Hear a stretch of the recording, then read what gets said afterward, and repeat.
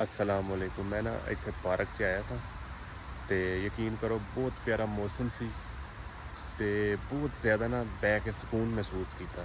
मैं कहा चलो मैं तुहाडे नाल भी ना गल शेयर करना।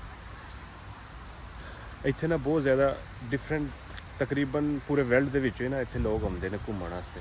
सिर्फ उहदी रीज़न ऐ वे कि यह मुल्क सेफ है। इत्थे तुहानूं मैं हुण तकरीबन ना 2 मेरे को मोबाइल ने ते 2-3 मेरे को कैमरे ने। मैं बिल्कुल सेफ अपने आप में महसूस कर रहा। मैनू ये नहीं है कि यार मेरे को महंगा समान है कोई मेरे को खो लवेगा। बिल्कुल सेफ महसूस कर रहे हैं। उत्थे सामने देखो कपल बैठा है, किसी की कोई हिम्मत नहीं है कि उन्होंने आके कहे कि तुसीं इत्थे क्यों बैठे हो। उन्होंने मर्जी जिदों तक वो बहना चाहन बह सकते हैं। कोई उन्होंने जाके यह नहीं कह सकता तुसीं क्यों बैठे हो। यानी कि अपने आप च ना सेफ महसूस करते हैं कि असीं सेफ कंट्री दे विच हां। तो एक गल याद आई कि यार साडा पाकिस्तान भी कदे सेफ हुंदा ना तो बहुत ज़्यादा सुकून महसूस करना सी। असी इत्थों साडी हुण आदतां हो गई इत्थों दे रहन दी ना।